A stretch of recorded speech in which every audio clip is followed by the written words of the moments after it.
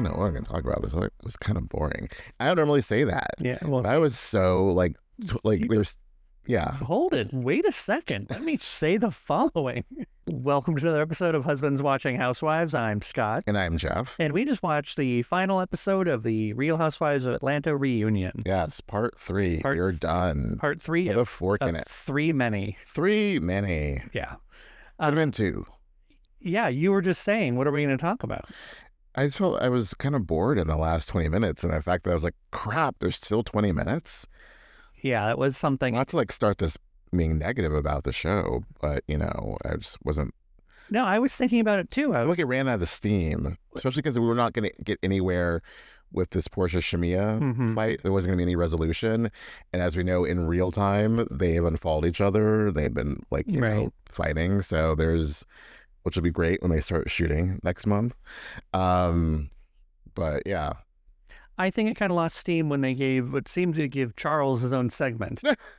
Like to sit there and be like, I don't know you. You people don't know me. And he got really stuck on this. Really defensive. Yeah, that people don't know him. It's like, look, we've met.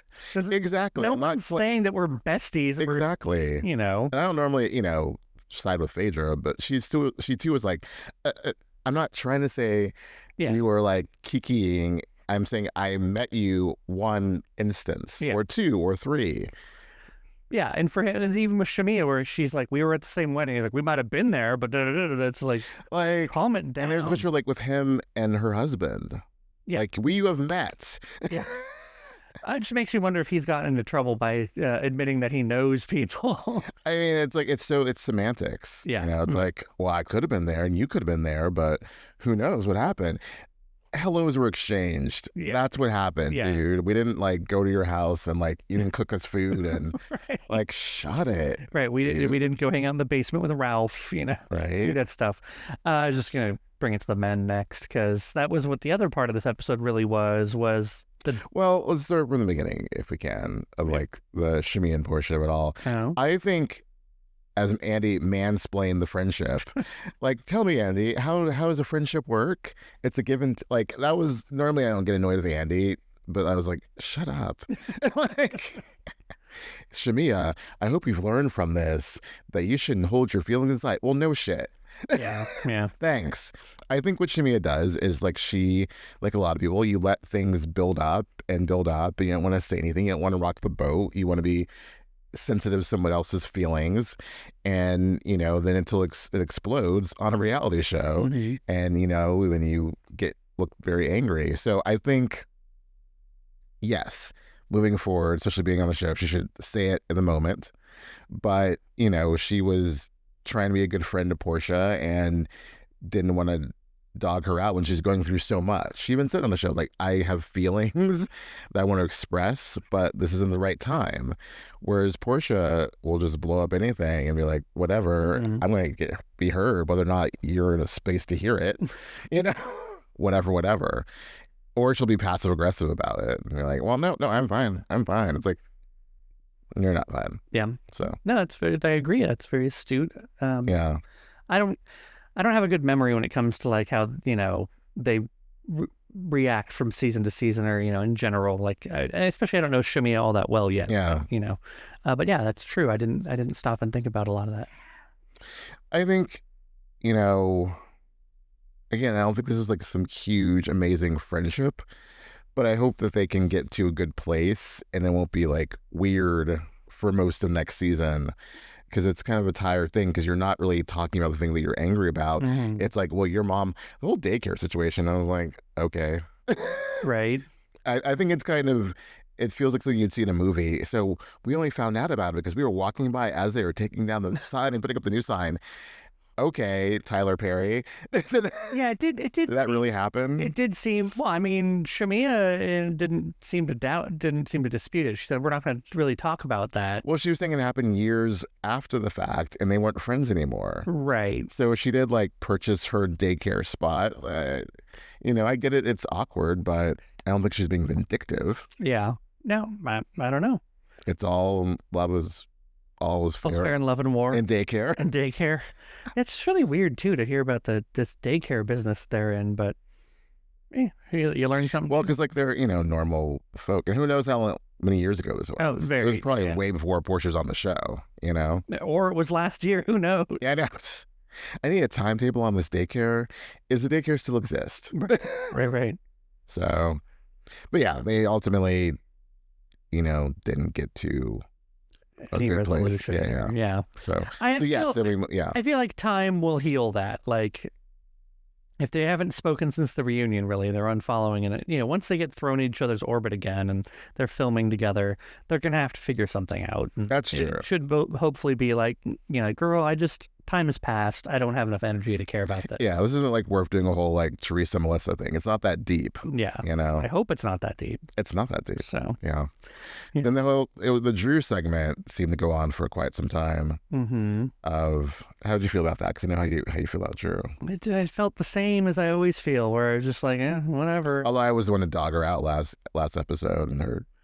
Well, it just again, it just none of what she was saying was making sense. I don't know. Yeah. Next subject. No, I just like I don't really. I don't care. Okay. I just don't. Yeah, I think I liked her a bit better in this episode than the last one. How? How was she different in this episode than? I mean, look, it went on for too long. The segment did, but I feel she made articulate points. Perhaps, I don't know. Yeah, it gets a little muddled after a while. See, I think that's my problem, and I'm not trying to leave you hanging here and leave you. No, I left myself hanging. I opened up the door. I was like, let's talk about Drew. And I was like, I have nothing to say about Drew. No, it just, again, I feel like there's all this stuff between her and Ralph, where like it just seems like she's not giving us the full story, and so the same thing when she's talking about Black or what's her face Ty. Like give us the story or just don't give us anything. You know what I mean? Like she's not well, we're friends. It's like, are you? Here's some hookah. Yeah, which I'm so glad they blurred out. They weren't gonna. They should have just cut that whole thing out. That would seem so desperate. Like, I don't. It's almost like her other props. So like, here's remember the time she threw that dog one out for that girl? That was kind of funny. I mean, that was kind of good. But what girl was that? That like she wasn't even a friend of. She was like a guest star. It was that season when they had like 1,000 guest stars. With Marlo and everything. Yes. Yeah. When they went away to that cabin in the middle of like nowhere. That was when Marlo was like, "I'm drained." That was that trip. Yeah. Today drained me. Yeah. But I mean, Drew's whole thing is, again, we're not getting the whole story, and she refuses to acknowledge certain things other than Ralph, and even the stuff between her and Ralph. Like, she seemed the most natural when she was like, "Now, Ralph, you're lying about that." She kind of called him out on something, but at the same time, like, she makes it seem like it's this huge, painful ordeal, but then there she is eating steak with him and then saying during the reunion, "See, that's when we're good together." It's like, well, it's supposed to seem like we're trying to be good together for the kids, but you don't have to like feed each other steak to be good together for the kids. Yeah. Where were the kids and all that? Yeah, exactly. We didn't see any kids. Kids were like tucked up in bed. And I tend to believe them both, but I tend to believe Ralph when he's saying that, like, when the cameras are on, she gets a certain kind of way. I totally believe that too, yes. And that, like, she wants things to be portrayed a certain way, and I think he's definitely hamming things up and like being. They're both acting. Yeah. Yeah. But Yeah. So. Well, I think, I would say for being at the end of the couch, she definitely fought for her place on the show. And whether it was annoying or not, she made points throughout stuff, got to a good place with Portia. I guess. So I think, she made a case for like why she should be back next season. I mean, I don't champion anyone not returning, right? But no, I'll be fine if she returns, if she does something, I like to see her date somebody on the show. Like when Andy said, "Are you gonna bring, if you had a boyfriend, you bring him on the show?" It's like, I need to see more of that. Yeah, that'd be nice. Yeah. And also, again, it'd just be good to see more of her being authentic. And I don't think in the however many years I've been watching Atlanta, I've seen her be authentic once. And I think that's my main issue. Right. And either through she's never had to because she's always been flying under the radar because other people have had more drama. Totally. Or like she's just always managed to, get her storyline to be something pretty. I say simple. Like I'm a complete dick for a divorce is not simple. Like she's definitely going through something with that, but I don't think that what she's going through is what she's showing us. And that's not the full picture. Exactly. Yes. And not that I think any of these women are giving us the full picture. I just feel like she's specifically giving us not the picture. Like I think Kelly is giving us good stuff. I think Porsha to an extent, I mean this. In the past, Porsha's given us plenty of stuff. Yes. But this season, like, what could she really give us, given that... The Simon situation. Yeah. But also, I think over the years, Porsha has learned to produce. Right. And all that stuff with Dennis and what Drew and whatnot, like... Dennis, that irritated me because Dennis wasn't just admitting that, like, he did purposely send some text to be shady or messy, Right. She was reading text. Yeah. And though I think there were a few times we could point back to where she was reading texts, but she was reading them with a different, like, you tone? You could put multiple tones to that text, and she was putting the dirtiest salacious to it. Yeah. And so I was like, really? You don't have to jump to that conclusion, but you want people to jump to that conclusion, so I get it.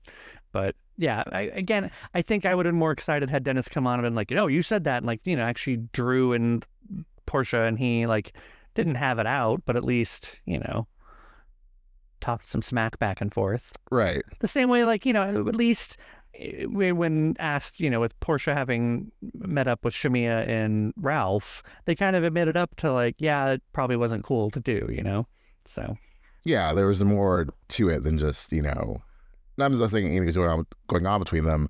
Right. There's more to it than just like you're a convenient producing partner. Right. Exactly. So, Kelly's stuff was good. We didn't really. She kind of got in there. They kind of brought her into some things. Well, she was really being an advocate for Porsha and Shamea, right? Which was good. She went a bit back and forth with Drew. Calling her a liar. Yeah. And I think the point she was making were like, were valid. Mm-hmm. You didn't buy something at the event. You buy it afterwards. I think maybe it's a little miscommunication. Yeah. It's easy to call Drew a liar because, And then they talked about Phaedra and her hot 2 weeks there at the end. Mm-hmm. And that was good. And then Cynthia, I thought that was a good sign. Cynthia was a great friend. I think Cynthia is the MVP of the season. I really believed Andy when he was saying, like, I can't thank you enough for, like, what you did. Yes. Like, keeping things on track, keeping the trains on track. Very much so, yeah. So it's kind of like, I want her to be like, all right, well, the next season, more money. Yes. Also, I think, like, Portia's like, thanks for not being messy. It's like, you could take that friend role and be a complete jerkwad about it. I.e. Camille Grammer, season 9 of yes, 9 of Beverly Hills. It was Lucy Apple Juicy season. You can just run with that and have ulterior motives with it, and not be supportive of the other women and want to make yourself the focus and come off like a complete, as I said, jerkwad. I don't think Cynthia has it in her to be a complete jerkwad. Exactly, unlike others. Camille Grammer. But no, I thought it was nice that for her to get that recognition, and I think she could have taken it any different way. The fact that she was upfront with everyone, it seemed like, even telling Kenya that, like, look, I don't agree with what you did, and this whole thing, and kind of being not a moral compass, but I guess a moral compass for a lot of the other people, and to kind of remind people what's overreacting and what's not. Like what's really important. She said something, I can't remember what it was, about why she and Cynthia fell out. I have to look that up. But touching on Kenya, she said she's not coming back next season, and which was kind of like, oh, well, that's a want. Yeah, it's a bit disappointing. I'd like to see her back, but given the whole Brit lawsuit situation, maybe that will blow over by the time they start shooting, and she can find a place. And it's not in a couple months. I mean, if they're supposed to. Well, she hasn't even filed the lawsuit yet. Oh, that's true. Yeah. According to the Bravo docket. Well, yeah. I mean, unless that's changed since then. Yeah. So, I don't know. But yeah, that was Atlanta. See, I wish it was more of an exciting kind of thing. I mean, they tried to get Andy to dance. Andy's been doing that same twerk since like 2016. I swear to God. Like, there's videos of him like twerking or trying to twerk. It's so bad. He just doesn't know. He just like literally just gyrates his little body. I mean, that's probably how I would accomplish just some twerking. I can't drop it while it's hot. Or like it's hot. I can drop it like it's, milk left out on the counter overnight, but that's really about all I can do. Like even you could like do a little bit more of a booty shake than just like a pelvic thrust like that. We have a camera running right now, so I'm not going to try. But here we go. Next. We're not like we're on a game show, and I'm gonna be booty's like, popping. Yeah, no. I mean, if you want to see me try to pop my booty, send us some like and subscribe. The more likes we get, if we get over 100 likes on this video, I'll twerk. But I don't think we will. And it goes viral. Yeah. Oh God, I'd be in trouble. Yeah. They'd be like, we want to watch this awkward old white guy twerk. Old white guy, you're not like Orville Redenbacher. Aren't I not like Orville Redenbacher? He's dead, so you're not. He's one of those guys we find out like was actually only 47, like I am. No. The same way Wilford Brimley was like 45 when in Cocoon or something like that. I think he's 48 in Cocoon. He's supposed to be like 70. That's insane. Yeah, it's just the way people age these days. It's how they looked, like makeup and whatnot. Right. People with older haircuts, glasses. Back in Orville Redenbacher's day, I'd be old. He was at least 60 during the height of his fame. I'm sure. Every time I think of Orville Redenbacher, I think of the Bartles and James guys. Do you ever remember them? Yeah, was that not Wilford Bromley? No, that was not Wilford Brimley. I don't think it was. I thought it was Bartles and James. No, I think so. I think they're two unrelated people, but I gotta look that up. I could be wrong. Okay. So, anything more on the reunion? No, not really. Yeah, see, it's just they didn't need to make it three episodes for sure. It could have made that second part a little bit extended part, perhaps. Yeah, I guess they needed the men's segment to clear up the whole like Dennis Drew of it all and the Ralph of it all and like the Charles, I'm only husband here. I need some ginkgo of it all. Yeah, I don't do that again, Andy. You write to Andy Cohen and tell him not to make a 3-part Atlanta episode if it's that boring next season. Okay. Yeah. He'll read your message. Of course. I'm going to slide into his DMs like Dennis did with Kelly. Yeah. Yes. Oh, so that was also interesting, hearing about like that Dennis didn't deny dating Britt. Yeah, well, he said it a long time ago, but then like he was trying to make something seem weird. It seemed weird what he was trying to do about Kelly. Like she was saying like we never did anything, but he's like okay. Like Dennis was making out to be that. Yeah, she's like, what part? Like, what are you talking about? Yeah. Yeah. So, again, like it would be interesting to be a fly on the wall or like to know like all the things that are going on because they have to be to a degree. Like everyone's hiding something or keeping. Oh, something. Of course. If it was like the Real Housewives of Atlanta, it'd be a totally different story. Yeah, that'd be a totally different show. Yeah, I'd like to know. I like that show. I'd like it better than this one. At least right now. Well, overall, since we're wrapping up the season, like, how did you feel about the season? It was an improvement. I think that the new For ladies helped it immensely, and I think that's on the right track. You were telling me that the rumor is there's going to be 2 more women coming on for the new season. Don't know if that's true or not, but if that's or if it's going to be one of those things where they're 2 people who are kind of competing for a spot, and we may or may not get both of them. I'm interested. It'll be good. I'm assuming everyone's coming back who's there already. Yeah, I feel like the 6 full-time and Cynthia. So I think if they add like 1 more full-time. Yeah, and then maybe someone ends up being a friend of. Yeah. I think that'll be good. Because I think Shamea was great, Angela was great, Kelly was great. I mean, we were really not into Britt, so I think it works out. The Britt's coming back. Agreed. She was not giving much in the way of storyline. Even before the whole thing blew up, yeah. So, I think it was a good season, a good course correction on their behalf, and I'm glad, I wouldn't say that they saved it by any means, but, they still have some work to do, and hopefully next season they'll get there. I agree. Definitely improvement over season 15. I like, the 3 new girls. And yeah, I'm looking forward to see if it evolves and, they get to an even better place. Yeah. And I think some more authenticity will make me happy. Yes. Yeah, and I mean that not just on Drew's behalf, which I've been, ragging on all season, but even Porsha. I mean, this whole, like trying to curate her image and, control the narrative with Dennis and all that. It just seems like there was creating something where there wasn't anything. And there's a lot of work. Yeah. Without a lot of reward. Yeah. And it's like we got better things to do with our time than watch housewives try and make a storyline for themselves. Exactly. Just give us. I'd rather just see whatever. Like let the editors and producers figure what out from whatever footage. And if the producers, that's what they're paid to do. They do their job. You do your job. And if the producers are telling you like, hey, could you do this? Could you do that? Like, maybe just listen to them for a little bit. Because I think I think I'd probably enjoy that a little bit more. Just some authentic, manipulation from the producers. Manipulation, yeah. As opposed to manipulation from self-producing. Yeah, exactly. Yes. So, but yeah. So Atlanta's a wrap. That's a wrap. Oh, is it? Are we done?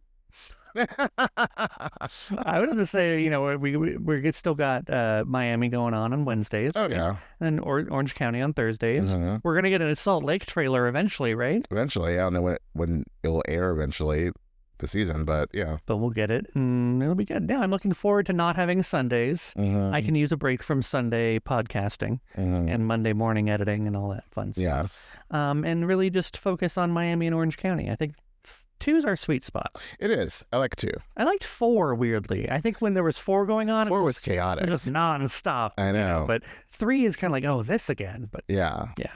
But okay. Well, then next time. Till next time.